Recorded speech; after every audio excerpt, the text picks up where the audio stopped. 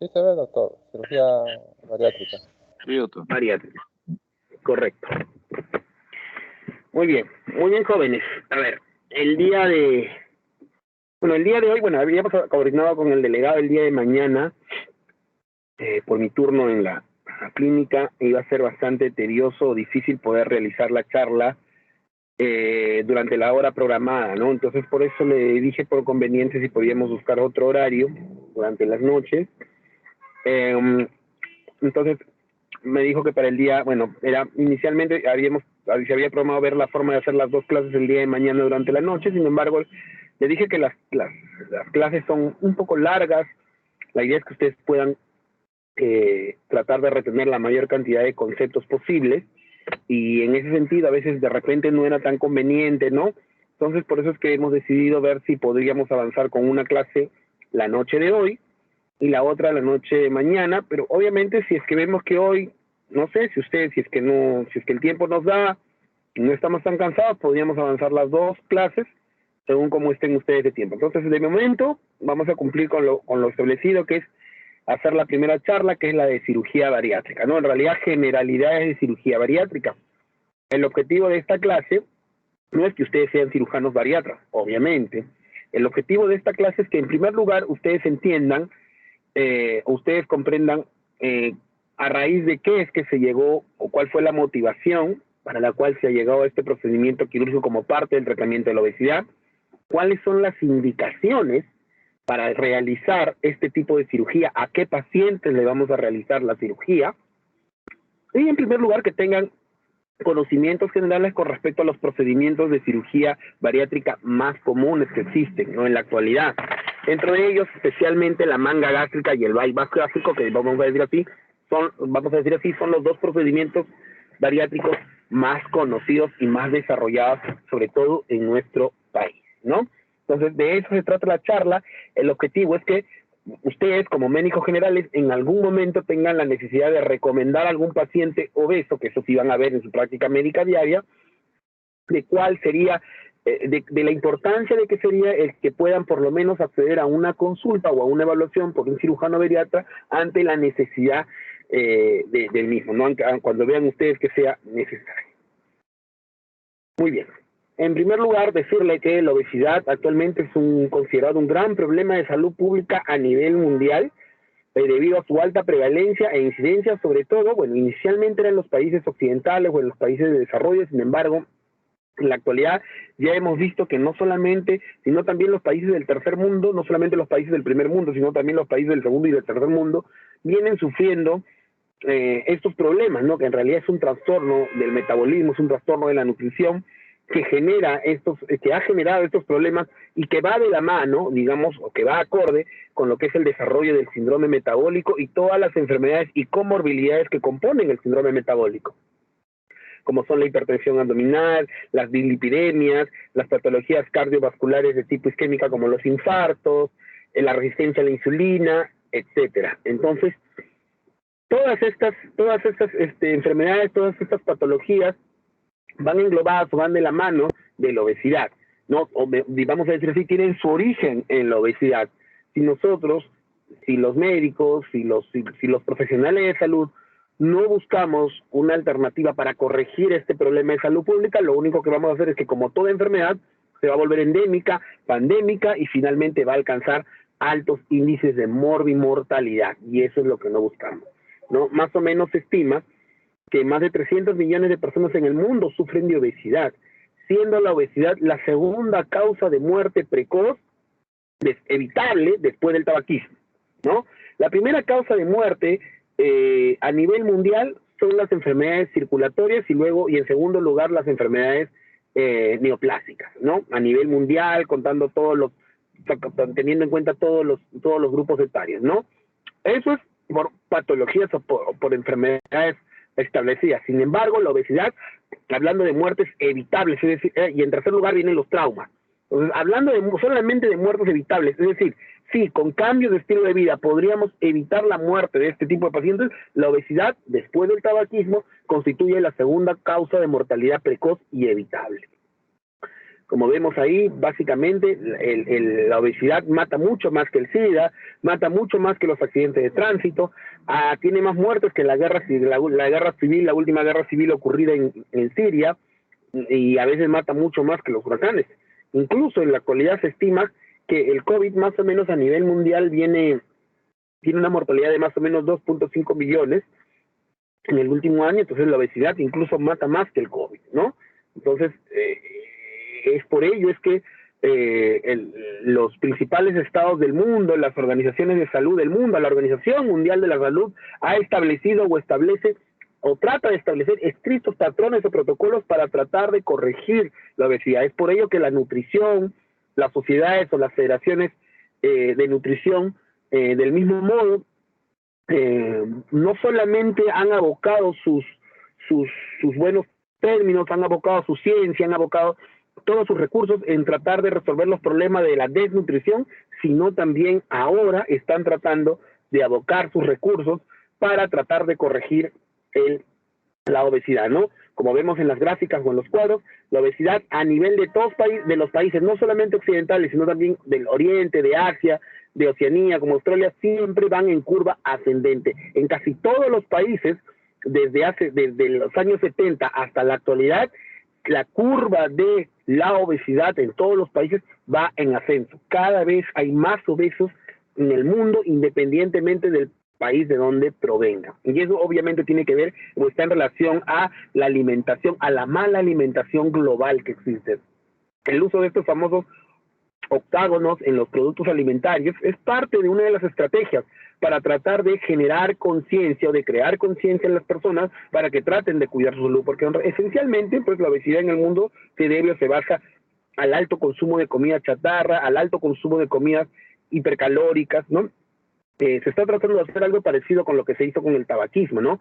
En el cual se colocaba publicidad agresiva sobre las cajetillas de cigarros con la intención de que la gente tome conciencia con respecto al cáncer gástrico, al cáncer pulmonar, ¿no? Que son factores de riesgo directamente relacionados con el consumo de cigarrillo, con el consumo del tabaco, ¿no? Entonces, del mismo modo, el uso de los octógonos sobre los productos, sobre las dulces, las golosinas o sobre los productos con altas calorías, es una primera medida o una primera forma a través de la cual el mundo trata de avisarle a la población de que estos productos van a conllevar a problemas nutricionales severos como la obesidad y eso a su vez a una serie de enfermedades que pueden llevar a la muerte de una persona.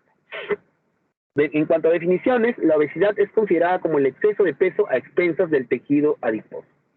La fisiopatología de la obesidad es compleja y poco entendida, ¿no? Hasta el día de hoy con exactitud no se conoce.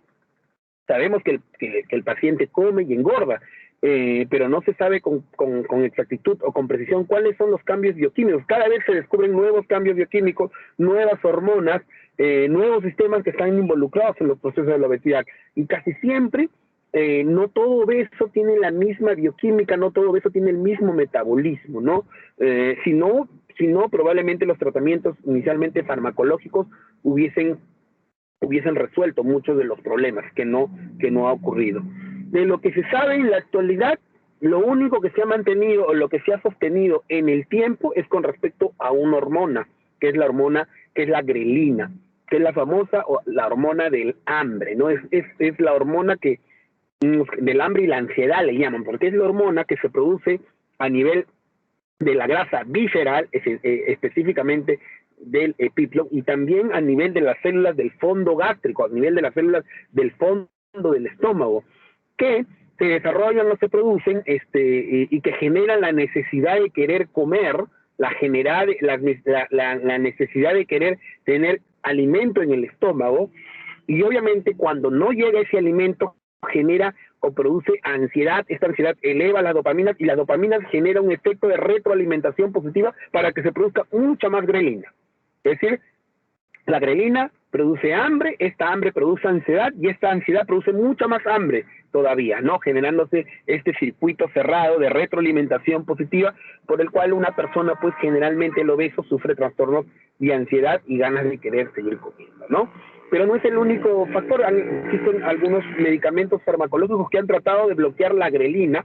Sin embargo, no han obtenido el éxito necesario debido a que, en primer lugar, su nivel de acción, como dijo, no es solamente a nivel de las vísceras, sino también a nivel de la grasa visceral, a nivel del epiplon, lo cual conlleva, sobre todo en lo que son los mecanismos de biodisponibilidad de fármacos, un importante evento a través del cual los fármacos no puedan llegar, digamos, vamos a tratar de hacer un ejemplo para que lo pongan fácil. Digamos, los fármacos están preparados para llegar a la célula intestinal, a la célula del estómago, ¿no? Pero no tienen el mismo transportador para el epiplon. Entonces, cuando se generan transportadores para que puedan llegar al epiplon o a la grasa visceral, no pueden llegar al intestino. Entonces, como son muchas las zonas donde se produce la grelina se produce en el fondo gástrico, en el epiplon, también existen células hepáticas que producen grelina, también células intestinales. Debido a ello, su manejo farmacológico es bastante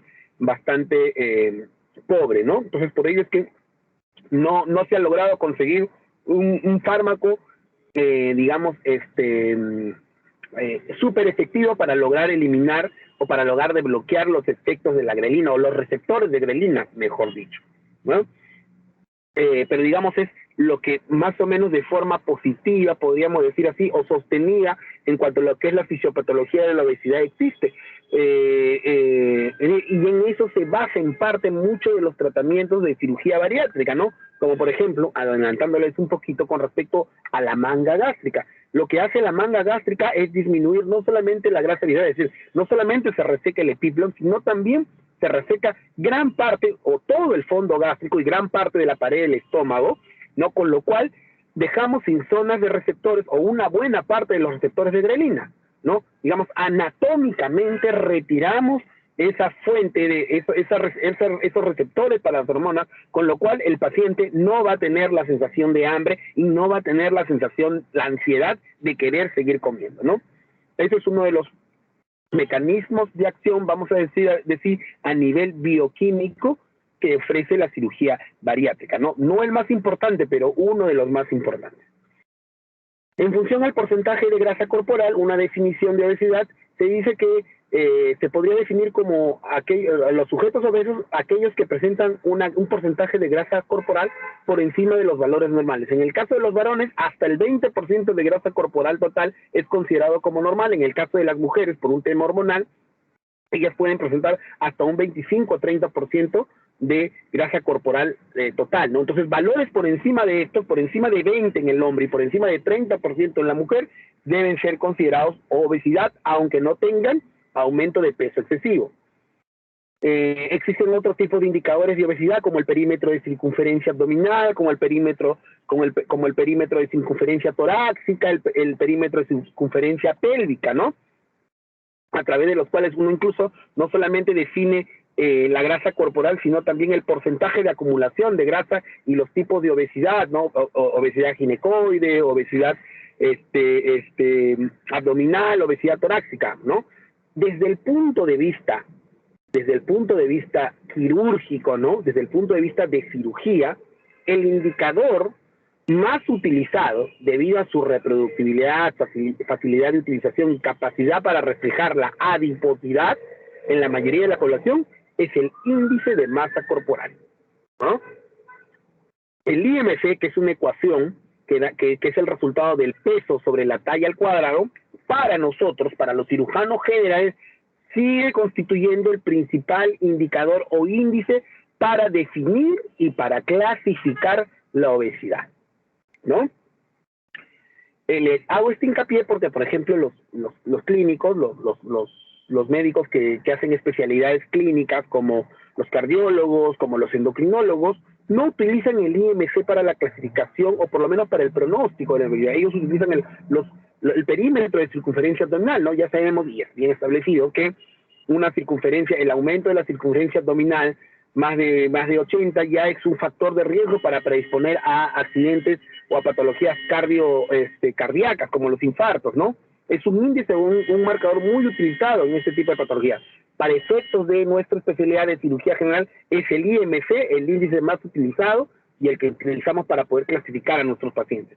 Y en función a ello, según la última clasificación de la Sociedad Europea de Endocrinología y de Obesidad, según el IMC tenemos esta clasificación de obesidad o del peso en general, ¿no? En primer lugar, menos de 18.5, paciente desnutrido, de 18.5 a 24.9, paciente con normopeso, de 25 a 26.9, sobrepeso tipo 1, de 27 a 29.9, sobrepeso tipo 2. Este es el primer gran cambio que se hizo en la CEDO. Anteriormente solamente existía el normopeso y el sobrepeso, no se subclasificaba el sobrepeso. Ahora existe sobrepeso tipo 1 y sobrepeso tipo 2.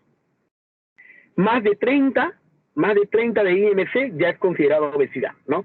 De 30 a 34.9, obesidad tipo 1, de 35 a 39.9, obesidad tipo 2, de 40 a 49, obesidad tipo 3 u obesidad mórbida, y más de 50, obesidad tipo 4 u obesidad extrema, que es dentro de la clasificación de la obesidad también un nuevo aporte en esta nueva clasificación, ¿no? Antes no existía el obeso extremo, ¿no? O el obeso tipo 4, solamente habíamos llegado hasta obesidad tipo 3 u obesidad mórbida. En la actualidad ya existen obesos extremos con índices de masa corporal más de 50, teniendo en cuenta un paciente que mide 1,60 m, son pacientes que llegan pues a pesar 180, 200, 220 kilos por lo menos, ¿no? Son pacientes con realmente pesos extremos o extraordinarios y cada vez son más, ¿no? Entonces, justamente esta nueva clasificación, estos nuevos aportes a la clasificación anterior se dan en vista o en la necesidad, en primer lugar, de poder ofrecer mejores respuestas ante la obesidad. En primer lugar, ¿por qué se ha subclasificado al sobrepeso tipo 1, tipo 2? Porque ya desde el paciente con sobrepeso se tiene que hacer una intervención médica, digamos así, no una intervención médica, no necesariamente operarlo, no nos referimos a operarlo, sino a hacer una intervención. El médico, ustedes como médicos generales, van a tener que entrar a tallar ya desde el paciente con sobrepeso, ¿no? Al paciente con sobrepeso tipo 1 tienen que, lograr que plantear el objetivo de llevarlo al normopeso en un corto plazo, mientras que al paciente con sobrepeso tipo 2 tienen que explicarle ya los riesgos tan cercanos a la obesidad y en algunas circunstancias, si es que no han logrado el objetivo inicial con dieta y ejercicio, tendrán que plantear la opción del tratamiento farmacológico para lograr su objetivo de pasar a primer lugar a sobrepeso tipo 1 y luego al normopeso. Y en el caso de obesidad tipo 4, obesidad tipo extrema, pues sí, son pacientes que generalmente están muy subidos de peso y en donde se tienen que hacer no solo una, sino incluso varias cirugías bariátricas o varios procedimientos bariátricos para poder llegar al objetivo. Muy bien, entonces vamos, digamos, al primer cuadro en el cual es uno de los primeros cuadros en los cuales se centra toda la clase, ¿no? Algo que deben aprenderse, que deben memorizarse, cuyo objetivo de la clase debe quedar plasmado aquí en esta gráfica, ¿no? ¿Cuáles son los criterios de intervención terapéutica? ¿A qué pacientes, según su peso, está indicado un tipo de intervención terapéutica? Bueno, en primer lugar, sobrepeso tipo 1, aquellos pacientes que tienen un IMC que va de 25 a 26.9. En esos pacientes, les repito, ustedes tienen que intervenir para brindar consejos de alimentación saludable y aumentar el ejercicio y la actividad física con la intención de que puedan plantear en un corto plazo volver a su estado de normopeso. Probablemente estos pacientes con una pérdida de 3, 4 o máximo 5% del peso establecido en el cual están ahora van a poder llegar con éxito a su peso ideal, ¿no? Entonces, los criterios de intervención ya se inician desde el paciente con sobrepeso tipo 1. Pacientes con IMC de 27 a 29.9, es decir, sobrepeso tipo 2. Ya en este momento ya no solamente es el consejo de alimentación saludable y de ejercicio que brinda un médico. Ya en este momento entra a tallar no solamente el médico, sino la nutricionista. ¿Por qué? Porque ya al paciente con sobrepeso tipo 2 se le tiene que implantar un régimen dietético alimentario. Es decir, se le tiene que calcular las cantidades de calorías que necesita para tener un peso ideal y en función a ello elaborar un grupo de alimentos que le permitan consumir esa cantidad de calorías necesarias para el paciente, ¿no? Entonces, de eso se encarga la nutricionista o el nutricionista, ¿no? De plantear un régimen alimentario estableciendo las calorías necesarias para obtener un peso ideal. Entonces, ya en un paciente con sobrepeso tipo 2, ya se inicia un régimen o un equipo de profesionales de la salud multidisciplinarios para tratar de hacer que baje de peso. Dieta, ejercicio y modificaciones de la conducta. ¿A qué nos referimos esencialmente con modificaciones de la conducta? Establecer horarios para el consumo de alimentos, comer los alimentos darse el tiempo para comer los alimentos, para masticarlos bien, para procesar bien, tener un adecuado tiempo de reposo post alimentos, ¿no? Involucra una serie de cambios en cuanto a lo que le llamamos nosotros hábitos higiénico-alimentarios para lograr conseguir el efecto deseado. A partir del sobrepeso tipo 2, a partir de este momento se plantean objetivos y tiempos o plazos para cumplir esos objetivos. En el caso del paciente con sobrepeso tipo 2, el tiempo para lograr el objetivo es de 6 meses. En 6 meses, con dieta, ejercicio y modificación de la conducta, este paciente tiene que reducir por lo menos un 5% de su peso corporal total, para que pueda pasar a sobrepeso tipo 1 o en su defecto a normopeso. Si en ese tiempo el paciente con sobrepeso no logra obtener no logra llegar a su peso ideal, en ese momento, en este tipo de pacientes se puede plantear el uso del tratamiento farmacológico, ¿no? Cuando han llevado farmacología, bueno, o ahora que lleven endocrinología, no sé si han llevado endocrinología, existe el grupo de fármacos utilizados en el manejo de la obesidad es bastante limitado, ¿no? Se han probado una serie de fármacos con la intención de disminuir o bloquear alguna de las reacciones químicas que se producen o bioquímicas que se producen en la obesidad, a veces reacciones para tratar de bloquear la ansiedad, existen algunos bloqueadores simpáticos, bloqueadores del sistema nervioso autónomo, bloqueadores de la dopamina, con esa intención, con la intención de bloquear las respuestas metabólicas que existen. Sin embargo, todas ellas producen efectos adversos, todas ellas producen efectos negativos, ¿no? Por ejemplo, uno de los fármacos que estuvo siendo utilizado por mucho tiempo fue la sibutramina. La sibutramina, en teoría, disminuía la sensación de ansiedad y al mismo tiempo disminuía, se creía que bloqueaba los receptores, bloquea los receptores de la grelina, pero solamente a nivel de la grasa visceral, no a nivel del estómago, no a nivel del fondo gástrico, lo cual genera una respuesta parcial. El problema de la sibutramina es que también bloqueaba receptores para adrenalina, también bloqueaba receptores,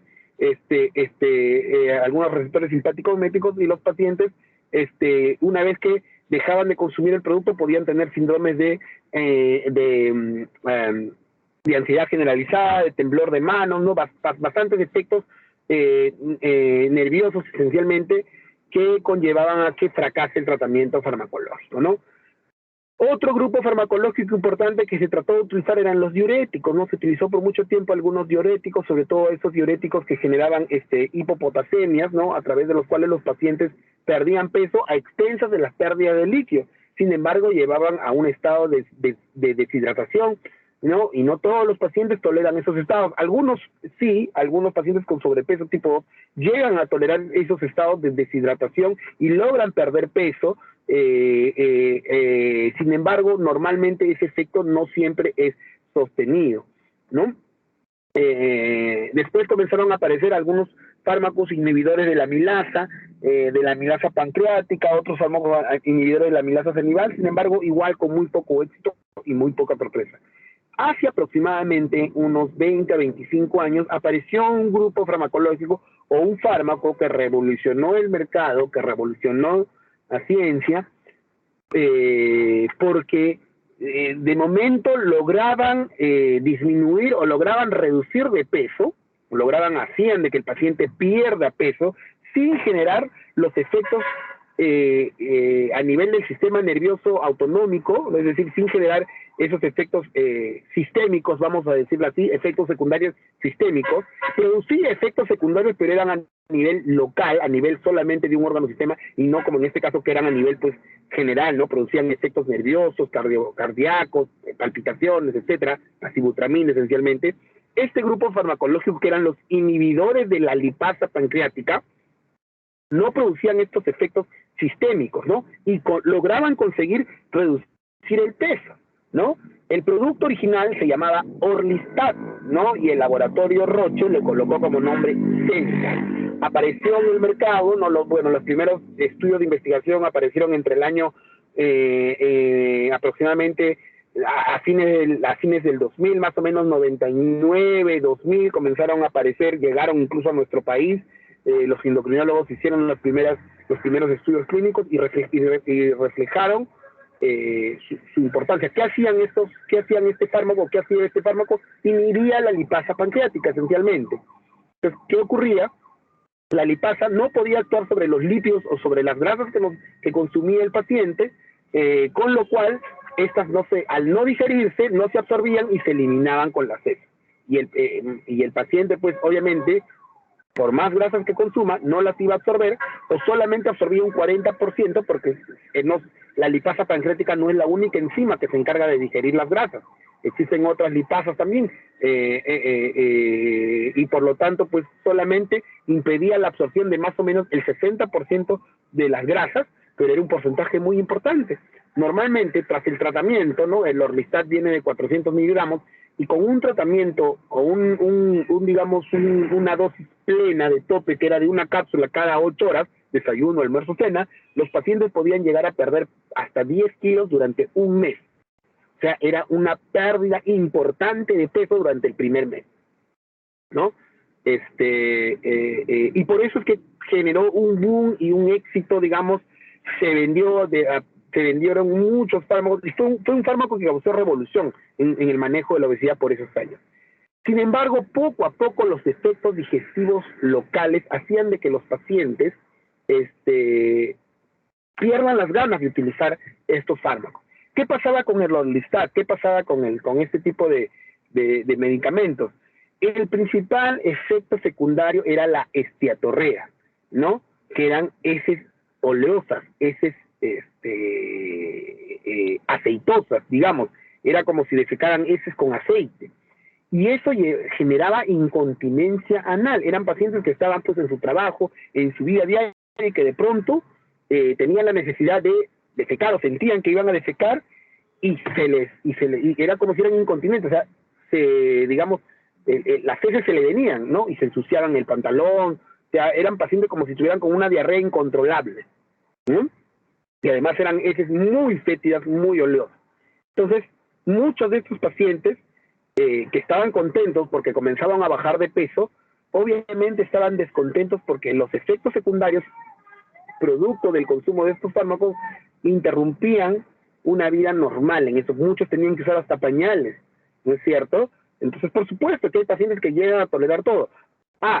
Eso sí, ¿no?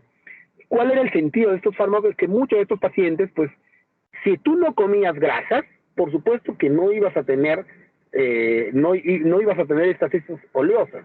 Entonces, el principio era tratar de hacer acostumbrar a que el paciente no consuma grasas, que en un primer momento se lograba, pero después, en realidad, no. Entonces, muchos de los pacientes toleraban ese efecto secundario, ¿no?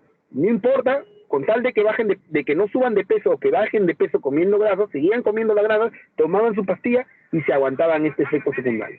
Pero el problema era que una vez que retomaban, una vez que dejaban las pastillas, el efecto de rebote era importante. Los 10 kilos de peso que perdían en un mes, en el siguiente mes ganaban 15 kilos. Entonces, se vio que era necesario un mantenimiento del fármaco, pero que no iba a tener resultados si es que no existía un cambio en la conducta o en el tipo de alimentación que tenía el paciente. Y por eso es que también poco a poco fue perdiendo viada, digamos, como tratamiento farmacológico, pero todavía se utiliza. Ya la patente de Roche, digamos, porque eran medicamentos encima muy caros, ¿no? El tratamiento de 30 días, digamos, venía un tratamiento de 90 cápsulas, para el mes completo, ¿no? Porque eran 3 cápsulas por día y por 30 días, 90 cápsulas. Todo ese tratamiento completo costaba 600 soles. Y en la actualidad, ya obviamente existen muchos otros laboratorios que lo fabrican porque ya la patente venció, ¿no? Todo fármaco tiene una patente para que el producto original que fue creado por ese laboratorio pueda aprovechar sus regalías por la venta de ese fármaco. En la actualidad, ya la venta del Orlistat es de venta más o menos libre, y bueno, pues ahora los tratamientos para un mes cuestan pues 80 soles, 100 soles, son mucho más cómodos, pero como les digo, normalmente no toda la población lo tolera, no toda la población le va bien, y por eso es que tampoco no han tenido el éxito necesario. Bueno, en el obeso, definitivamente, en el obeso establecido no tiene mucho efecto establecido. En el paciente con el sobrepeso todavía sí, porque son pacientes que hasta cierto punto pueden llegar a controlar su alimento. Pero en fin, entonces, retomando, sobrepeso tipo 2, dieta, ejercicio y modificaciones de la conducta. Después de 6 meses, si no se logra el objetivo, se busca implantar los fármacos. La intención es que reduzcan por lo menos un 5% de su peso corporal total. ¿Qué pasa en el paciente que tiene IMC de 30 a 34.9? Es decir, en el obeso tipo 1. En este caso, el manejo multidisciplinario es mucho mayor. Ya no solamente es médico de cabecera y nutricionista. En este caso, ya además del médico de familia, el médico de cabecera, tiene que participar, y el nutricionista, además del médico y el nutricionista, tiene que participar un psicólogo y un médico endocrinólogo, ¿no? Ya se elabora un grupo de profesionales dedicados a brindar la intervención terapéutica sobre este paciente. El objetivo en este paciente es lograr una pérdida del 10% de peso corporal total. Y además, ya se establece el tratamiento farmacológico desde el inicio. Es decir, el paciente obeso tipo 1, dieta, ejercicio, modificación de la conducta y fármacos desde el primer momento, supervisado por un médico, nutricionista, psicólogo y endocrinólogo. Todavía su manejo puede ser en un ambiente extrahospitalario, digamos por consulta externa, ¿no? Todavía, ¿no? Pero tiene que ser supervisado. E igual, del mismo modo, se plantean o se van a plantear estrategias, ¿no? Se van a plantear estrategias o tiempos, digamos. Si más o menos, tras 6 meses en los cuales al obeso tipo 1 no hemos logrado instalar esta pérdida de peso, a pesar del tratamiento supervisado, tenemos el tratamiento supervisado por vía ambulatoria, tenemos que pasar a la siguiente etapa, que es la supervisión del tratamiento, pero por vía hospitalaria.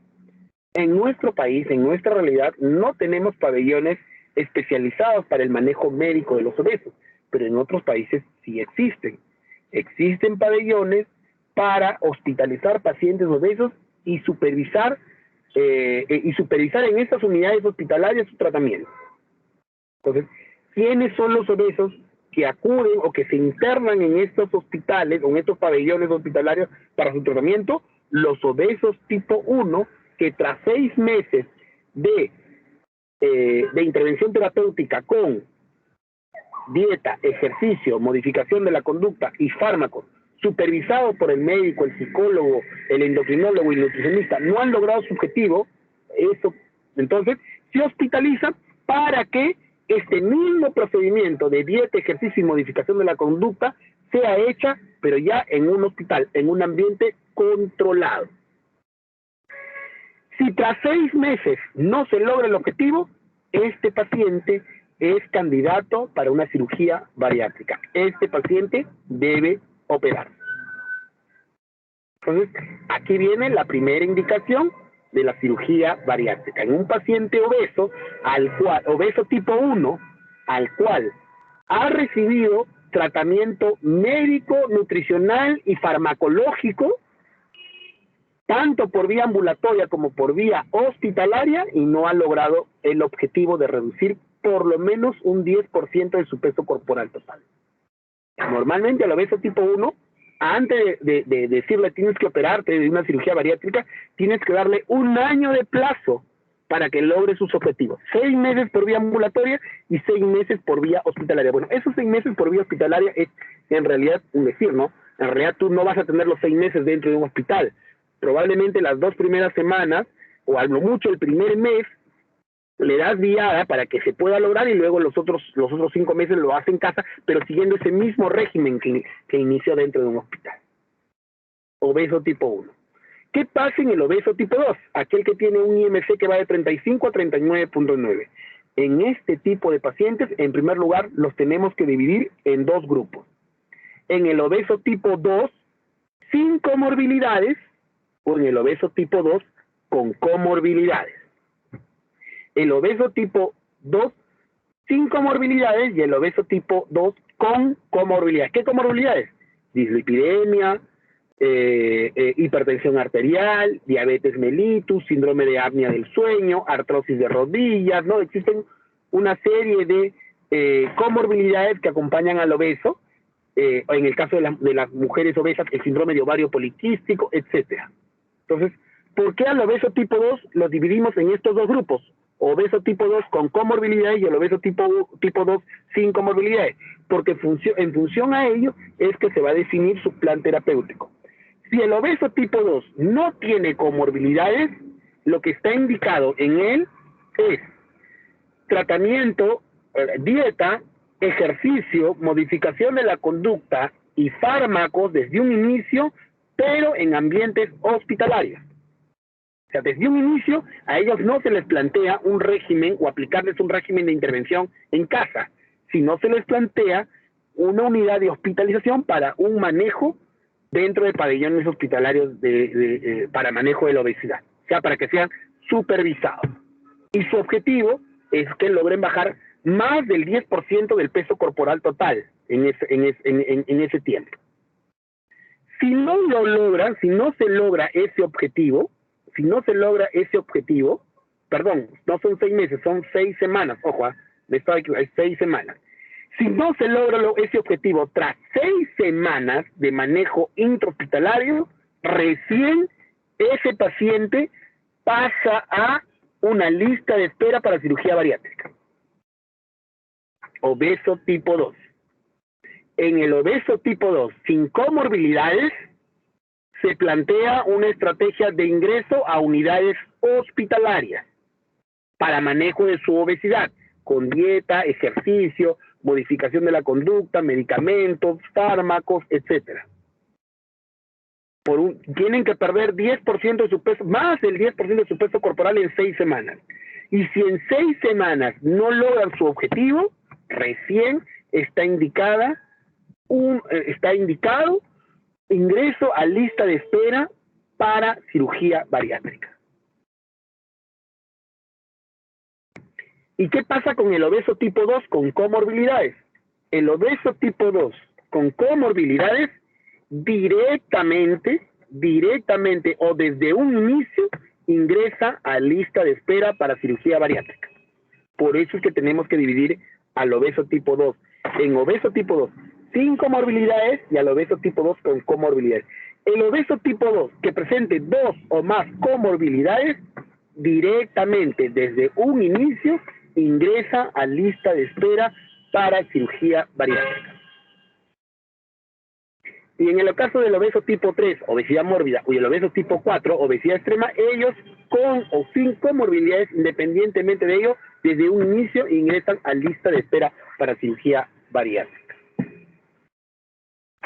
Por eso les dije, este cuadro es uno de los cuadros más importantes para que ustedes puedan lograr esquematizar, el siguiente está algo más detallado, con respecto a cuáles son los criterios de intervención terapéutica, cómo vamos a actuar nosotros ante los pacientes que tienen sobrepeso y obesidad. Nuevamente, resumiendo, sobrepeso tipo 1, dieta, ejercicio y modificaciones de la conducta, ¿no? Por el médico de cabecera. Objetivo, que lleguen al normopeso. ¿Hay tiempos? No hay tiempos establecidos. Sobrepeso tipo 2. Sobrepeso tipo 2.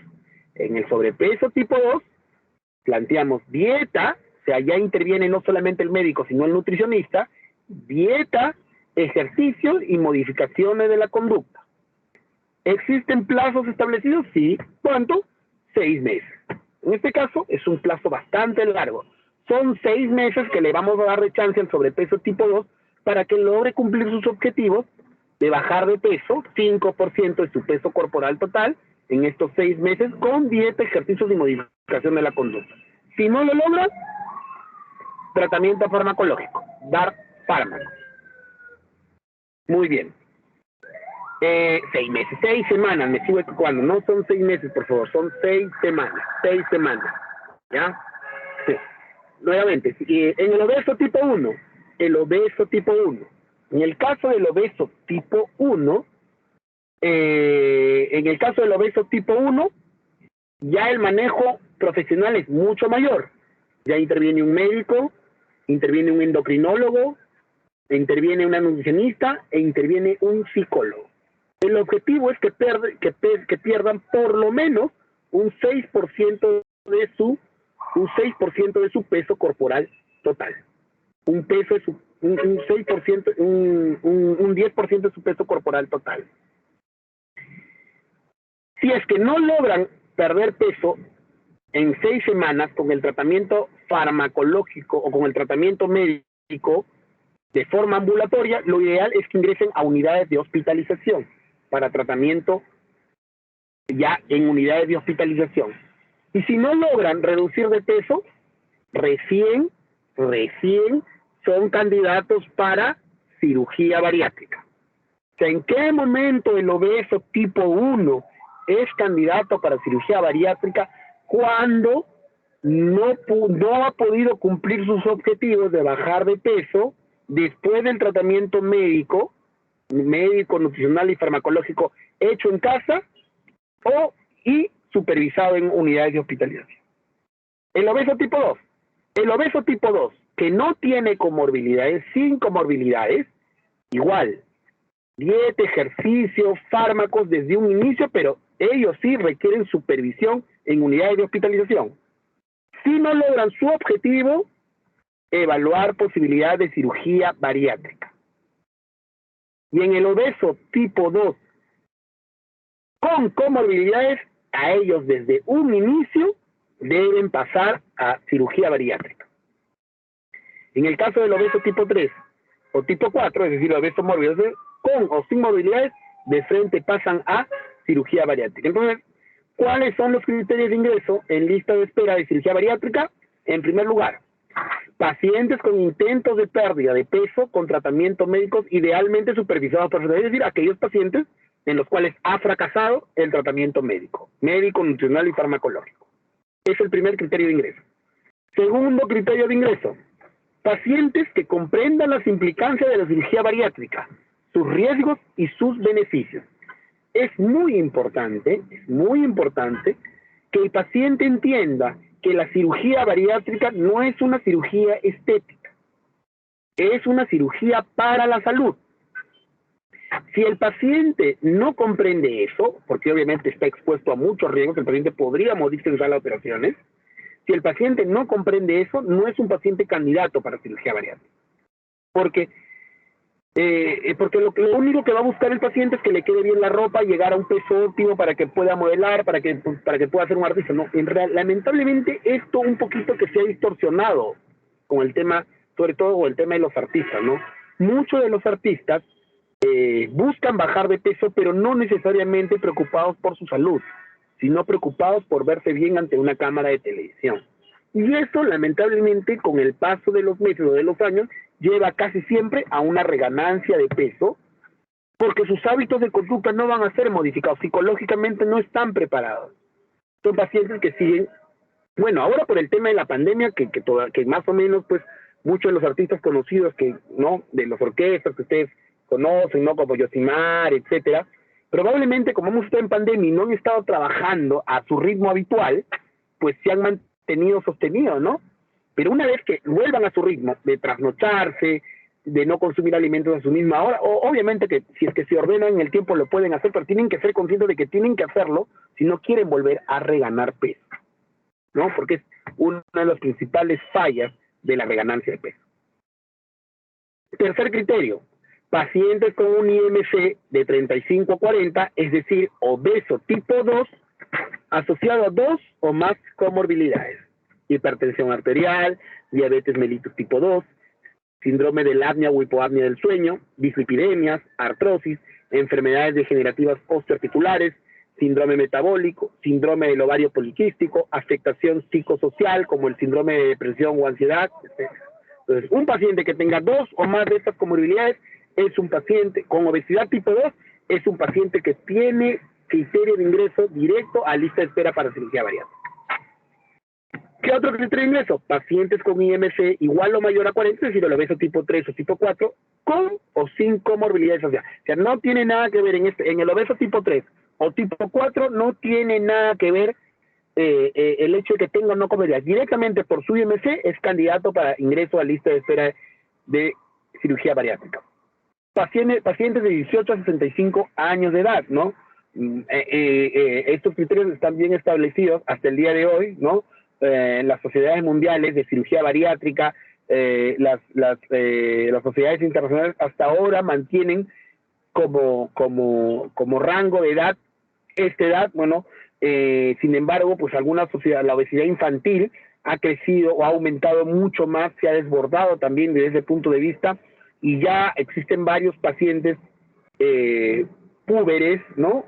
De 12, 14, 15 años, que han llegado a someterse a algún tipo de tratamiento, de procedimiento bariátrico con la intención de reducir de peso y que no lleguen a la adultez ya con un peso de obesidad establecido. Así es que es muy probable que con el paso de los años esta edad o este rango de edad disminuya en casos obviamente establecidos o digamos en casos especiales, ¿no? Porque obviamente, ¿por qué se toma como rango de edad los 18 años? La mayoría porque se asume que desde ese momento una persona adquiere la mayoría de edad y puede asumir sus propias responsabilidades sobre su propio cuerpo, ¿no? Un menor de edad todavía no. Y en el caso de los 65 años de edad, igual, ¿no? Se han visto casos de pacientes mayores de 65 años, obesos, pero que tienen buena salud, que no tienen ninguna comorbilidad. Entonces, ¿por qué quitarle la chance de no ser operado?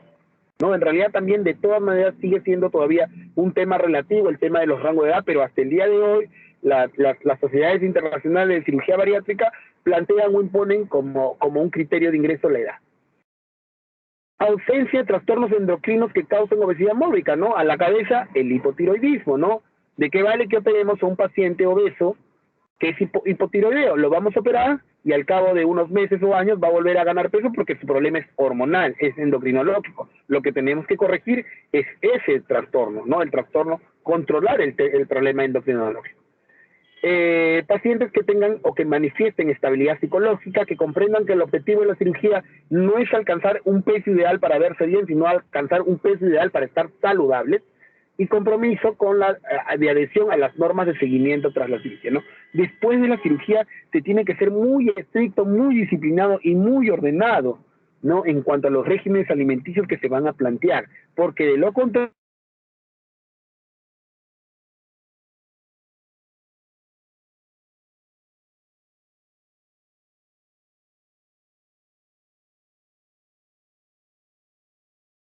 Doctor, parte de disculpe, licencia no de se le culturas, escucha. de licencia de nación.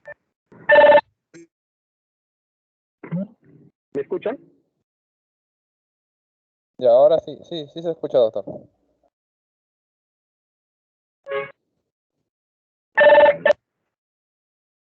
Hola, hola, ¿me escuchan ahora? Sí, doctor, sí se Sí, escucha. sí, doctor. Ahora sí. Ahora sí, ya, ok, continuamos. Muy bien. Existen todavía algunas contraindicaciones para los pacientes que deban ser sometidos a cirugía bariátrica. Las contraindicaciones absolutas están bien establecidas y eso es poco probable que varíen. Sin embargo, las contraindicaciones relativas siempre va a depender de una evaluación de casos individuales. En el caso de la contraindicación absoluta, obviamente, la cirugía bariátrica es una cirugía que involucra riesgos y pacientes que no están en condiciones de ser operados, no solamente de cirugía bariátrica, sino de cualquier otra cirugía, obviamente, no van a poder realizarse no van a poder realizarse la operación, ¿no? Por eso dice contraindicación absoluta, similares a las generales para cualquier procedimiento abierto laparoscópico. Por ejemplo, pacientes que presenten un fallo cardiopulmonar y no es reversible, no irreversible, no obviamente. Pacientes que tienen una insuficiencia cardíaca grado 4 o pacientes que tienen una fibrosis pulmonar severa, son pacientes que no van a soportar no solamente la cirugía bariátrica, sino cualquier cirugía. Entonces, obviamente, en ellos no está indicada la cirugía bariátrica. Pacientes que presenten un cuadro de malignidad inoperable, es decir, pacientes que estén lamentablemente, que tengan un cáncer de fondo y que este cáncer no pueda ser tratado u operado, o en todo caso primero debería tratarse el cáncer para después tratarse el tema de la obesidad. Pacientes que deseen, mujeres que deseen embarazarse o que estén embarazadas o que deseen embarazarse dentro de los 12 meses postquirúrgicos. Obviamente la cirugía bariátrica va a llevar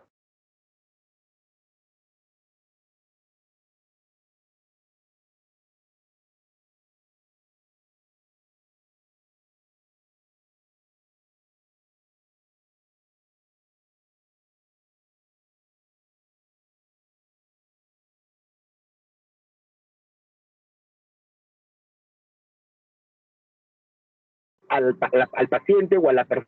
Lo que va a existir es que el cuerpo va a tener que ir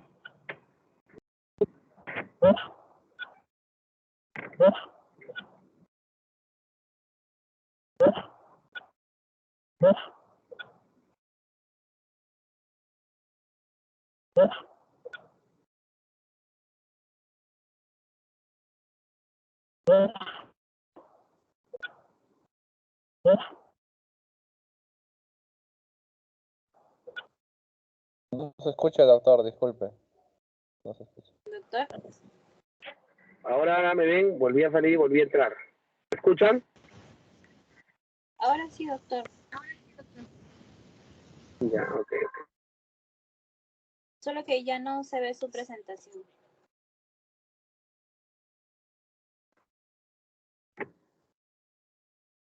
Ya, ¿se ve la presentación? Sí, sí, doctor, sí se ve. Ya, muy bien.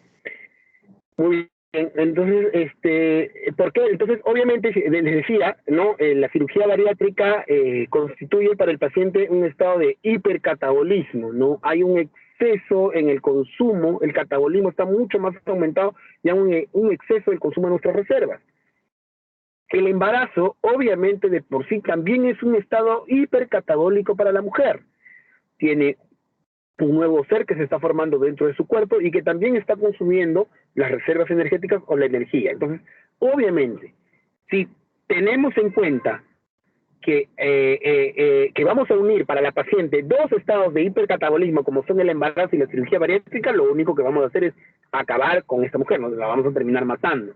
Por eso es que no es factible operar a una mujer en pleno embarazo, porque de por sí igual, ¿no? De por sí toda cirugía pone en riesgo la vida de un bebé, una cirugía bariátrica con mucha mayor razón, y además, para que una mujer pueda quedar embarazada y llevar un embarazo normal, tiene que darse lo que nosotros conocemos como un efecto de sostenimiento. O sea, el peso de la persona tiene que regularse después de una cirugía bariátrica. Este efecto, se me ha ido el término de la cabeza por hecho de término, pero este término de regulación, digamos, este término en el cual la persona logra una estabilidad en su peso y en su metabolismo después de una cirugía bariátrica, se logra por lo general después del primer año de ser operado, o sea, tras 12 meses de la cirugía. En el caso del bypass a veces un poquito más, pero en promedio se logra tras ese tiempo. Por lo tanto, después de los 12 meses de una cirugía bariátrica, una mujer que desee embarazarse podría hacerlo sin ningún tipo de riesgo y sin ningún tipo de consecuencia. Pero antes de ello, no se debe hacer. Otra contraindicación, el síndrome de obesidad, hiperfagia y retardo mental. Obviamente, los famosos pacientes con retraso mental o síndrome de Down que presentan síndromes de obesidad y hiperfagia, obviamente, ellos no van a entender las implicancias que significa todo el tema postoperatorio de la cirugía bariátrica, ni tampoco dentro del intraoperatorio, ¿no? ¿De qué vale que operemos a un paciente con retardo mental? Sí, es muy probable que esa cirugía fracase, se nos complique y pues tengamos todas las repercusiones que ellos quieran. Entonces, esas son contraindicaciones absolutas. En cuanto a las contraindicaciones relativas, pacientes que tienen cierto deterioro de capacidad intelectual, ¿no? Igual eso se puede manejar de forma individual con la psicóloga. Incapacidad para comprender los cambios perennes que conlleva el procedimiento, igual tras un tratamiento psicológico. Hay pacientes obesos que tienen estos problemas en que no logran comprender la real intención o la real dimensión de lo que es la cirugía bariátrica y tienen que estar sometidos a tratamientos psicológicos que a veces duran meses o años y se tiene que esperar todo ese tiempo antes de que puedan ser operados, ¿no? Digamos, un concepto muy importante, que el paciente logre entender real, así como hay pacientes que lo entienden rápidamente, ¿no? Tras una evaluación o un test psicológico lo entienden rápidamente y pueden ser sometidos también a una cirugía inmediatamente. Hay otros que no, que requieren mucho mayor tiempo, ¿no? Falta de motivación para cambiar el estilo de vida y seguimiento, abuso de alcohol o estupefacientes, enfermedades psiquiátricas no tratadas, la úlcera péptica activa, sobre todo cuando hay una infección por Helicobacter pylori, es otra contraindicación relativa. Un paciente que tiene úlcera péptica activa o infección por Helicobacter pylori no debe ser sometido a ningún procedimiento bariátrico hasta que no se trate dicha infección, ¿no?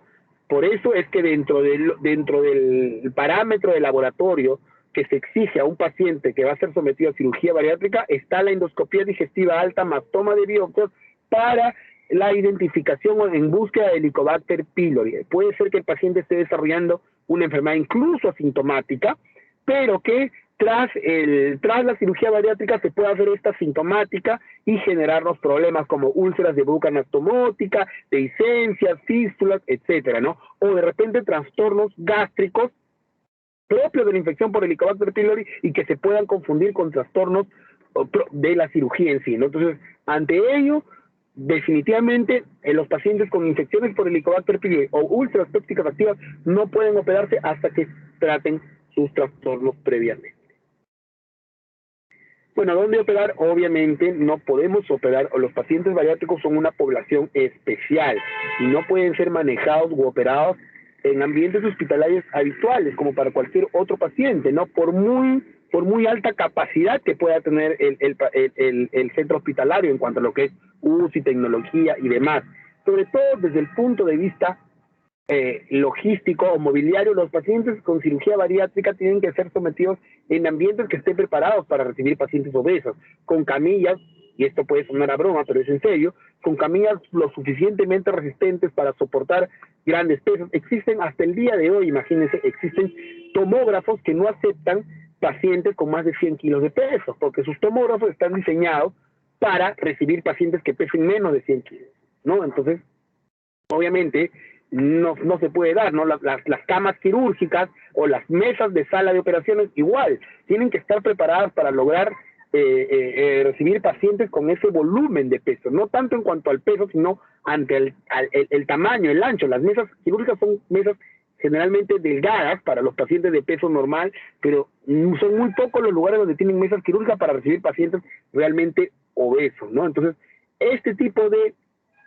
eventos, básicamente desde el punto de vista logístico, tienen que obviamente ser corregidos para poder manejar pacientes bariátricos, ¿no? Y obviamente desde el punto de vista ya médico, obviamente también tienen que ser este tipo de cirugías desarrolladas por cirujanos entrenados y preparados para el manejo de este tipo de procedimientos quirúrgicos, que no es una subespecialidad, que no es digamos, no requiere una pasantía o un entrenamiento o una residencia, digamos, para hacer cirugía bariátrica, ¿no? Son suficientes los cursos de acreditación, porque en realidad no es otra cosa más que lo que hacemos habitualmente nosotros cuando encontramos alguna patología, como por ejemplo el cáncer, nada más que desde el punto de vista bariátrico tenemos que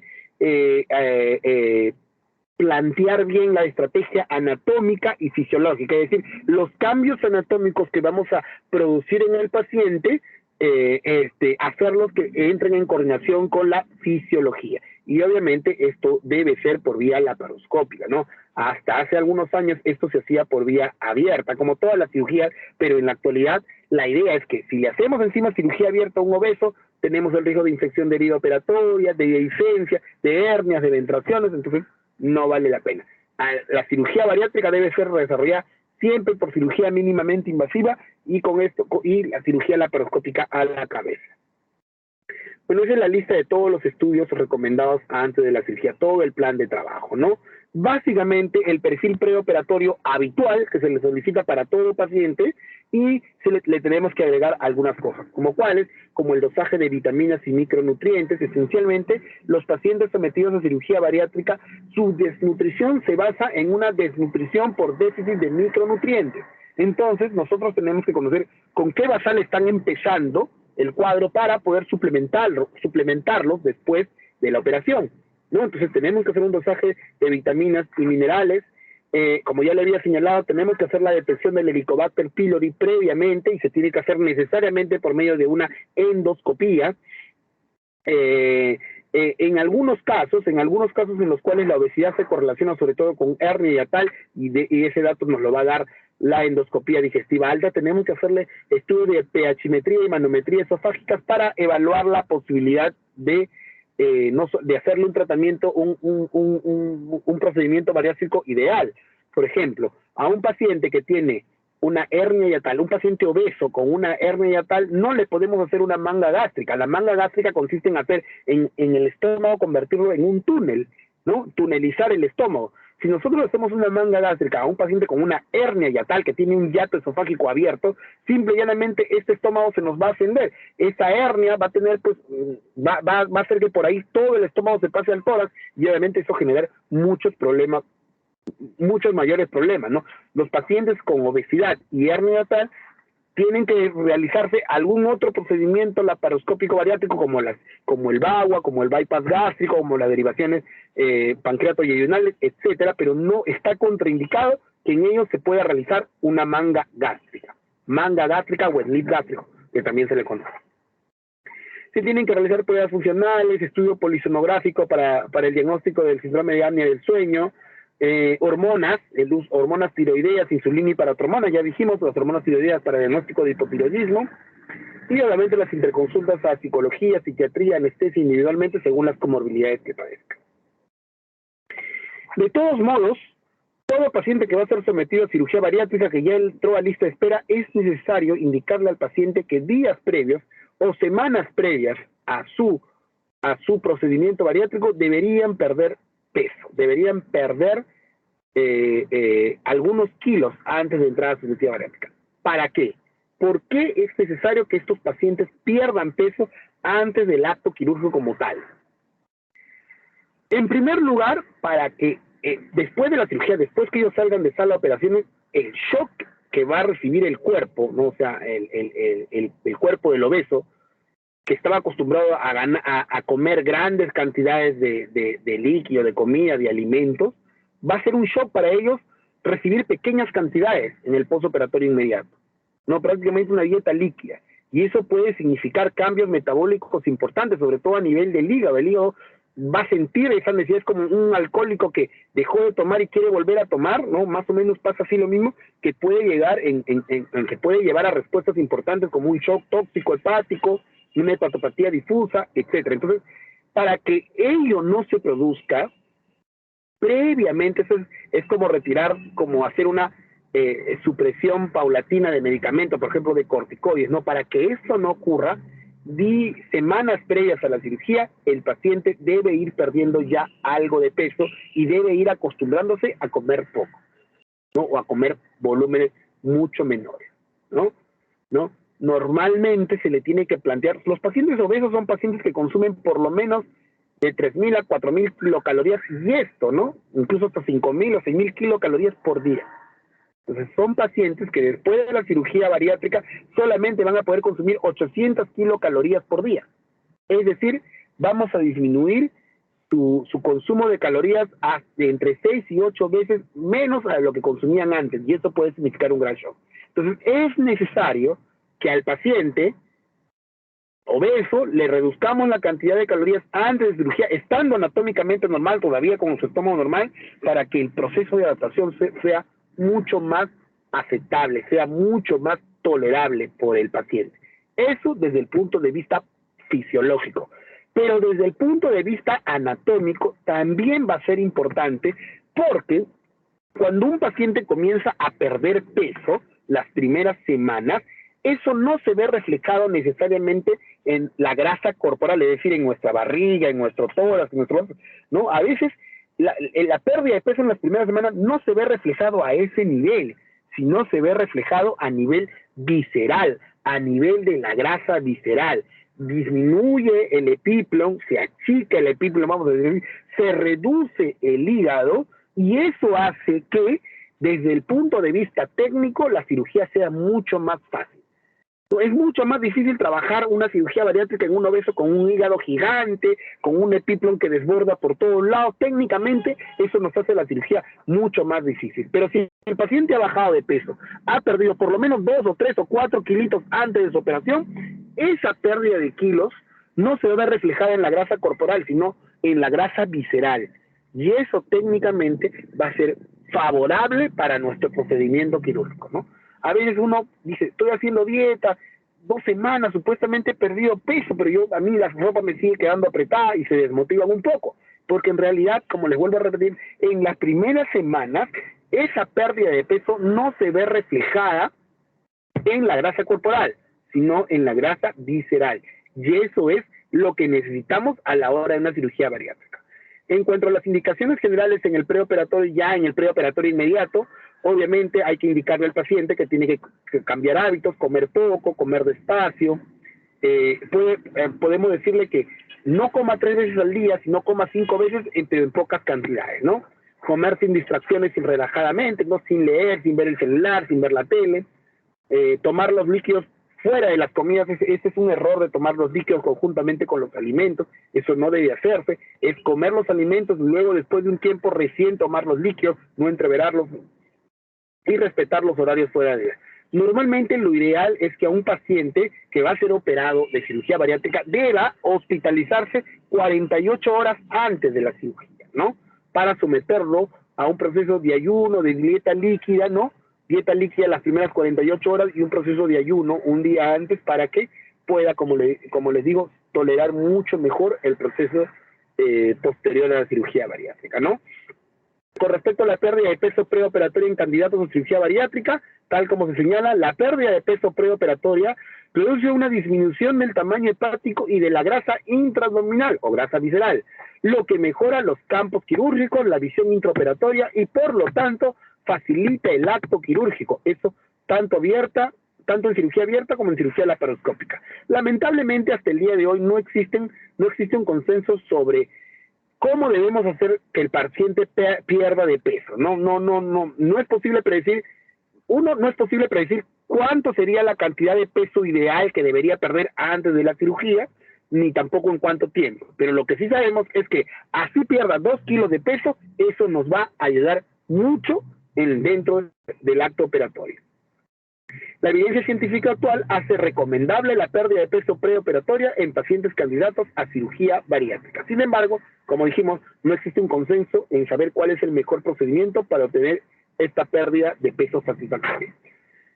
En cuanto a las técnicas de cirugía bariátrica que existen, tenemos esencialmente 3 tipos de técnicas. Las técnicas restrictivas, es decir, aquellas técnicas que buscan un cambio en cuanto a la anatomía con la intención de reducir o disminuir la cantidad de alimentos que vamos a consumir, ¿no? Técnicas restrictivas. Técnicas malabsortivas son técnicas que buscan en donde lo que buscamos es generar una alteración anatómica pero también fisiológica, es decir, no solamente se va a disminuir, en las técnicas malabsortivas lo que hacemos es vamos a hacer algunas, digamos, conexiones o desconexiones en el intestino con la intención de que las enzimas de la digestión no se combinen con los alimentos y de este modo no se absorben, ¿no? Entonces, en las técnicas restrictivas lo que hacemos es una alteración anatómica. Cortamos un segmento de intestino, o en este caso el reservorio que es el estómago, lo cortamos o lo eliminamos con la intención de que ingiramos poco alimento. Y si ingerimos poco alimento, obviamente se va a digerir y se va a ingerir mucho menos, se va a absorber mucho menos. En la técnica malabsortiva, lo que hacemos son una serie de cambios en cuanto a lo que son las conexiones del intestino. Nosotros, obviamente, vamos a imaginarnos el tubo digestivo, ¿no? El tubo digestivo, sobre él se reconectan una serie de glándulas, ¿no? Como en este caso, la bilis, como en este caso, la secreción pancreática. No, todas estas glándulas exocrinas son importantes para la digestión. Si es que no existieran estas glándulas, lo que nosotros comemos no se va a poder lo que nosotros comemos no se va a poder digerir y no la vamos a poder absorber. Entonces, lo que hacemos son desconexiones, hacemos de que la secreción, tanto pancreática como biliar, no se conecte o no se una con el intestino. O sea, formamos asas independientes, ¿no? Desconectamos un asa intestinal, desconectamos el asa por donde viene la secreción biliar y luego la reconectamos mucho más abajo con la intención de que la superficie de absorción sea pequeña, ¿no? Y de este modo generar un síndrome de mala absorción, ¿no? A eso se le llama técnicas malabsortivas. Y las técnicas mixtas son una técnica que combinan ambas, tanto una técnica restrictiva como una técnica malabsortiva. De estos tres tipos de técnicas, las que mejores resultados han dado son las técnicas restrictivas y las técnicas mixtas.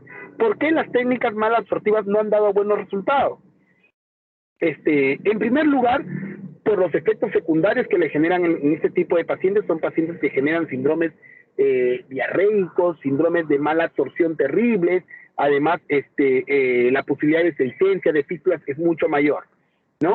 En las técnicas mixtas, si bien es cierto, hay una técnica malabsortiva de fondo también, sin embargo, esta es mucho más tolerable porque, por ejemplo, en una técnica malabsortiva, la persona va a consumir la misma cantidad de alimentos, pero va a absorber muy poquito y va a tener que eliminar el resto sin haberse absorbido, ¿no? Es como un intolerante a la lactosa, vamos a decir así, ¿no? Que se comporta, el paciente se distiende, se llena mucho, tiene mucho dolor. Entonces, en cambio, en una técnica mixta, el paciente come poco y absorbe poco, ¿no? A la cabeza, los ejemplos más conocidos, como les había dicho al comenzar la clase, son la manga gástrica y el bypass gástrico.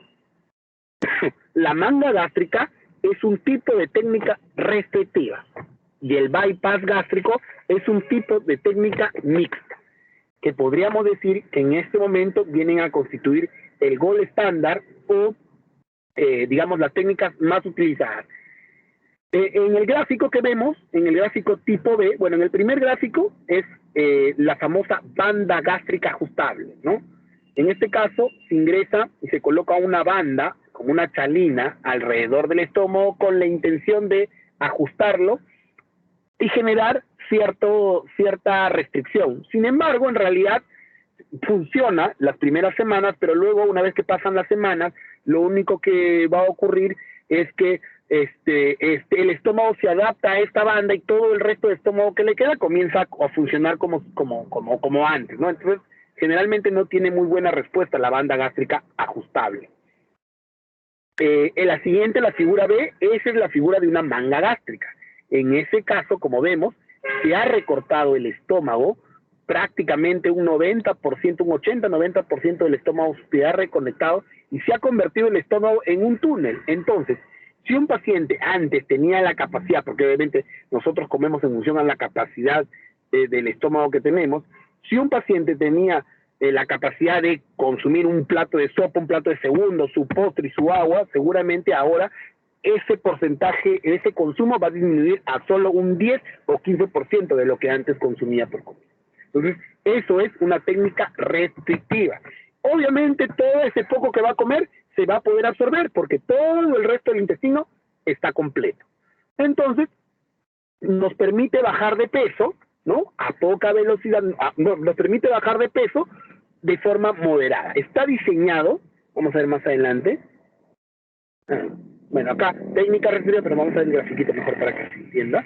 Entonces, está diseñado para, por ejemplo, un obeso tipo 1 en el cual ha fracasado su tratamiento médico, ¿no? Generalmente está diseñado para el obeso tipo 1 en el cual ha fracasado el tratamiento, o, bueno, de forma relativa en el obeso tipo 2 sin comorbilidades, ¿no? En el cual nosotros necesitamos que haya una baja de peso, sí es cierto, importante, pero que no requiere una baja de peso violenta, abrupta. Una manga gástrica gástrica, con una manga gástrica, una persona puede llegar a perder de 40, 45 hasta 50 kilos de peso con una manga gástrica.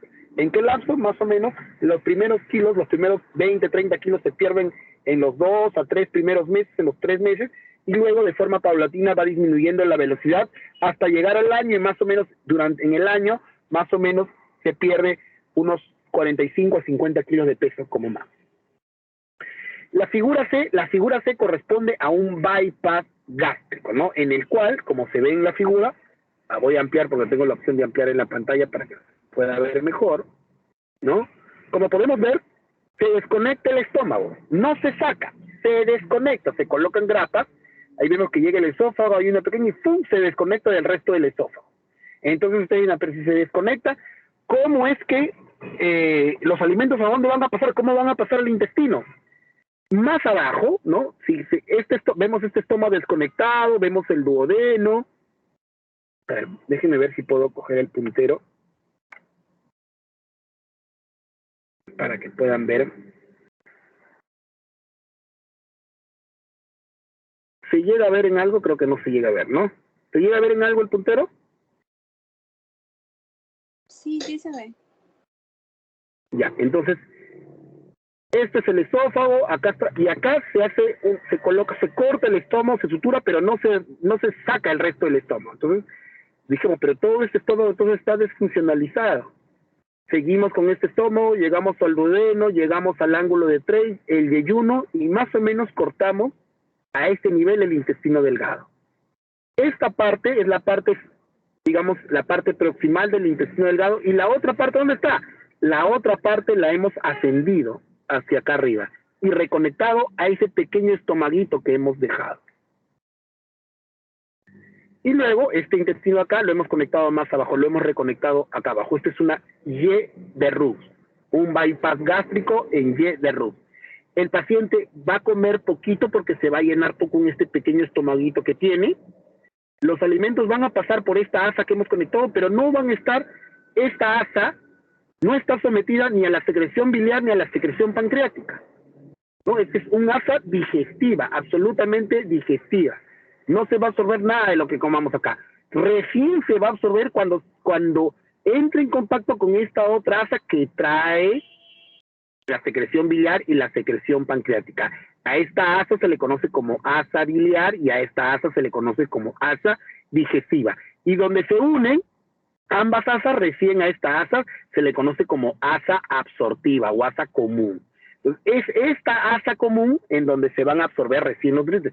En el resto de intestino no se va a absorber, ni en el asa digestiva, ni en el asa biliar. Entonces, este paciente come poquito, pero además lo poquito que ha comido va a tener poca superficie de absorción, o menos superficie de absorción de lo demás. Este es el principio del bypass gástrico, ¿no? Del bypass gástrico. El bypass gástrico está diseñado para pacientes en los cuales necesitamos perder peso a mayor velocidad, de una manera más sostenida en el tiempo, y obviamente en que querramos que pierdan mucho más peso de lo habitual. O sea, que pierdan más peso en menos tiempo y a mayor velocidad. Generalmente diseñado para los obesos tipo 2 con comorbilidades o para el obeso tipo 3, ¿no? Normalmente con un bypass gástrico tú puedes llegar a perder de 60 hasta 80 kilos de peso. Obviamente, como les dije, eso en el año, en el primer año puedes llegar a perder 50, 60 kilos de peso, y continuado con el tratamiento, con el régimen dietético, puede llegar esto incluso hasta 80 kilos de peso, pero obviamente es mucho más estricto el parámetro real. Y bueno, y las técnicas mal absortivas como las derivaciones biliopancreáticas, como les dije, no son muy utilizadas o prácticamente están en desuso debido a sus altas complicaciones. No, ustedes lo importante es que aprendan una manga gástrica y un bypass gástrico. Ya. Entonces, igual, como habíamos dicho, cirugías restrictivas, a la cabeza, la manga gástrica. La manga gástrica, la gastroplastia vertical con banda, la aplicatura gástrica son procedimientos restrictivos, mucho menos utilizados por sus altas tasas de recibo, o sea, porque no han tenido los éxitos que se esperaban. Dentro de las cirugías mal absortivas, como ya les he dicho, están en desuso la derivación biliopancreática y la derivación yeyunilial. En realidad, raramente se utilizan como cirugías complementarias a la cirugía bariátrica. Por ejemplo, en un obeso extremo, ¿no? En un obeso extremo en el cual tenemos que realizarle varias cirugías, podemos hacer un bypass gástrico de un inicio y luego se hace una cirugía mal absortiva y luego nuevamente se hace una cirugía, luego se vuelve a transformar a una cirugía mixta, ¿no? En realidad esto se hacen ya en casos de obesidades extremas, o sea, prácticamente las cirugías mal absortivas o las técnicas mal absortivas han pasado a ser técnicas auxiliares o técnicas de apoyo, pero no como cirugía bariátrica de base, mientras que la cirugía mixta, como les dije, la derivación gástrica en Y de Rux o bypass gástrico es probablemente la técnica quirúrgica de elección o actualmente la más utilizada, ¿no? Nuevamente el mismo gráfico, ¿no? El gráfico B es la manga gástrica y el gráfico C es el bypass gástrico en Y de Rux. ¿Qué procedimiento elegir? No existe actualmente, bueno, un gol estándar definitivo, ¿no? Pero en que en realidad en nuestro país, ¿no? La Sociedad Peruana de Cirugía Bariátrica sí define como técnicas gold estándar la manga y el bypass. Una técnica gold estándar tiene que tener 4 características. En primer lugar, ser segura, tener una morbilidad menor del 10% y una mortalidad inferior al 1%. Debe de ser útil, porque debe significar un beneficio por lo menos para el 75 o 85% de los pacientes. Debe ser duradera, ¿no? El beneficio obtenido debe persistir por lo menos unos 5 años o más y debe ser reproducible por la mayoría de cirujanos. Estos 4 criterios los cumplen la manga y el bypass. Estos 4 criterios. Son seguras, son útiles, son duraderas, ¿no? Y son reproducibles. Son duraderas siempre y cuando se escoja bien al paciente. Porque si no se escoge bien al paciente va a pasar como lo que ocurrió con Maradona. Maradona se hizo una manga gástrica en un inicio, luego se hizo un bypass gástrico, ¿no? Y como ven, al final falleció con sus comorbilidades, con sus adicciones, igual de obeso.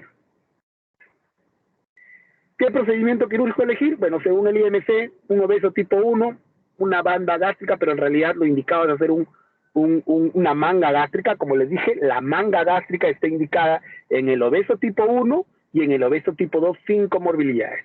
Y en el obeso tipo 3 está indicado el bypass gástrico. Y en el obeso tipo 4 o en el obeso extremo están indicadas generalmente cirugías combinadas. Por ejemplo, en el obeso extremo puedes hacer una manga gástrica más bypass gástrico, es decir, le haces primero una manga y meses después un bypass, la manga solamente para comenzar a bajar un poquito de peso y que su cuerpo se adapte, y luego le haces un bypass, o un bypass de asa larga en Y de Rux, o también un bypass de asa muy largo, conocido como BAGUA, ¿no? Que es, digamos, una técnica en la cual prácticamente le dejas una superficie de absorción mínima para el paciente, es decir, prácticamente lo llevas a un estado de desnutrición constante al paciente, ¿no? Pero como le vuelvo a repetir, en su cabeza lo que me gustaría, el objetivo de que aprendan es en quién está indicado el bypass y en quién está indicado la manga gástrica, ¿no? Ahí vemos la segunda, el slip gástrico o manga gástrica. Lo que hacemos es recortar el estómago y disminuir su capacidad en un 80-90%. Y en la tercera figura, el bypass gástrico o en Y de Rux o bypass en Y de Rux, lo que hacemos es no solamente desfuncionalizar una parte del estómago, sino además subir un asa, ¿no? Para tener 2 asas, una asa digestiva y una asa biliar, ¿no? Una asa biliopancreática se le llama. Las 2 recién se van a unir a una asa común y en esa asa común recién se van a absorber los... Bueno, ahí tienen en el cuadro más detalles, como bueno, ya van a ser las 9, nos hemos tomado bastante tiempo. Bueno, entonces más o menos habíamos dicho la alimentación post cirugía, ¿no? Esto sí es importante. Generalmente los 3 primeros meses post cirugía, un paciente solamente sometido a cirugía bariátrica va a llegar a consumir como máximo 800 kilocalorías, ¿no? De lo que antes, como digo, consumía 4.000, 5.000 kilocalorías, va a comenzar a consumir 800 kilocalorías. En la clase de nutrición habíamos dicho, pero normalmente un paciente de 70 kilos con una talla normal requiere como mínimo, si hablamos de la fórmula de 30-35 kilocalorías por kilo de peso, como mínimo requiere más o menos 2.100 a 2.400 kilocalorías. Entonces, si solamente le estamos dando 800, le estamos dando 1/3 de lo que necesita. Sí, exactamente. Justamente lo hacemos para que el paciente esas 1.600 kilocalorías que le faltan las tome a partir de sus reservas. las tome a partir de la grasa corporal en exceso que tiene. Ese es el principal fundamento. Pero ustedes me dirán, pero entonces eso lo pudo haber hecho sin la necesidad de operarse. Yo le daba las 800 kilocalorías sin operarse y podía haber hecho lo mismo. Sí, pero lamentablemente hay pacientes que tienen el estómago tan grande y el intestino tan grande que no lo pueden hacer. O sea, anatómicamente su cuerpo no está preparado para tolerar esa poca cantidad de calorías, de kilocalorías. Es por ello que se tienen que hacer los cambios anatómicos y fisiológicos por medio de la cirugía para que puedan tolerar esa poca cantidad de calorías que van a recibir. Entonces, los primeros 3 meses reciben, es cierto, dietas líquidas ricas en proteínas, dietas procesadas, pero con un gasto de calorías de no más de 800 kilocalorías los 3 primeros meses. A partir del 4.º mes hasta el año, ese consumo de calorías asciende hasta 1.200 kilocalorías. Y luego, a partir del año en adelante, en el cual el peso se estabilizó, normalmente los pacientes llegan a consumir 1.500 a 2.000 kilocalorías, que es lo que se busca, ¿no? Que más o menos lleguen a un régimen de kilocalorías normal una vez que han logrado su peso excesivo. Ahí está, lo mismo que le dije, los 3 primeros meses el contenido energético no suele pasar las 800 kilocalorías y de entre los 6 a 12 meses ya el ascenso sube hasta las 1.200 kilocalorías. A partir del año pueden volver a retomar más o menos una vida normal, ¿no? En cuanto a los cuidados postoperatorios, qué es lo que se debe pedir, en qué momento se debe controlar. Normalmente el cirujano lo controla al mes, a los 3 meses, a los 6 meses, al 9º mes, y luego al año, y luego a partir. La idea es que si un paciente logra mantener su peso después de una cirugía bariátrica después de 5 años, lo más probable es que finalmente haya logrado el objetivo de quedarse con ese peso, de no volver a reganar. Pero es como un cáncer, ¿no? Si un paciente que hemos operado de un cáncer después de 5 años se mantiene con vida, o sea, lo que se habla del tipo de la sobrevida por cáncer, si un cáncer tiene una sobrevida más de 5 años, quiere decir que es un cáncer curado. En cuanto a la recidiva de la obesidad, va a depender mucho del tipo de paciente que escojamos, como ya hemos señalado. Se ha visto en los últimos años que la mayor parte de recidiva de la enfermedad va entre los 3 a los 6 años después de la cirugía. Hay opción de volver a reconvertir o de volver a hacer una nueva cirugía, pero en general ello ocurre cuando no ha habido una adecuada preparación del paciente. Muchos de los pacientes, si bien es cierto, cumplen su objetivo de perder los 50, 60 kilos de exceso que tienen y llegan a la normalidad. Muchos de ellos con el paso de los años pueden llegar a ganar hasta 10 kilos de peso, que todavía es considerado tolerable, ¿no? Ahí viene la lista de cuáles son los factores que favorecen el aumento de peso después de la cirugía. Generalmente un aumento de la capacidad respiratoria, es decir, el estómago nuevamente vuelve a crecer, el intestino se adapta a esa poca capacidad de absorción, es decir, las vellosidades intestinales se hipertrofian, se hacen mucho más grandes y crecen, bueno, es un proceso de adaptación de los tejidos. Aumenta el diámetro de las anastomosis, hay una pérdida del control de la alimentación, que es el factor más importante por el cual los primeros 3 factores, el aumento de la capacidad del reservorio, el aumento de la adaptación intestinal y el aumento del diámetro de los huesos, son factores que no dependen del paciente, en realidad son factores naturales, ¿no? El cuerpo trata de defenderse, ¿no? Y se adapta a ese hecho de comer pocas calorías, ¿no? Sin embargo, la pérdida del control de alimentación, el desorden en los horarios, la incorporación de los snacks o los piqueos, la ingesta por ansiedad, los problemas de ansiedad, de repente que nuevamente lo hacen volver a comer, eso sí es algo que depende del paciente. Lo que debe controlar. Si el paciente logra controlar esos últimos factores, seguramente su cirugía va a mantenerse exitosa en el tiempo. Muy bien, chicos. No sé si tienen alguna duda o pregunta. Cirugía bariátrica, ¿no? Los conceptos generales. Como les vuelvo a repetir, esencialmente las preguntas que envío para el examen al doctor Sotelo siempre son de mis teorías, ¿no? Porque en mis teorías trato de plasmar lo que me interesa que ustedes sepan o los que se les quede grabado. Todo lo demás, absolutamente todo lo demás, los detalles, lo pueden leer en los libros o en los textos, ¿no? La idea es que en la clase el profesor les dicte conceptos fáciles y que se puedan ser grabados por ustedes, ¿no? Para que después lo puedan reproducir. No sé si tienen alguna duda o consulta, son las 9 de la noche, ha sido, como le digo, no solamente imagino que su cuerpo, sino también mi garganta está un poco cansada, y es por ello que mejor, entonces, el día de mañana vamos a realizar la segunda teoría, que también es una teoría un poquito larga, un poquito tediosa, que es la teoría de cáncer gástrico. ¿Ok? ¿Estamos de acuerdo? Sí, doctor, está bien. Sí, doctor. ¿A la misma hora? Sí. 7:30? Está bien. ¿O A la misma hora, por favor. A las 7:30 nos encontramos. ¿Ya? Ya, doctor, está bien. Muy bien. Gracias, Hasta doctor. mañana. Perla, coordinamos por interno la práctica mañana. Ya, doctor. Listo. Hasta luego, chicos. Cuídense. Muchas gracias, Hasta doctor. mañana, doctor. Hasta Gracias.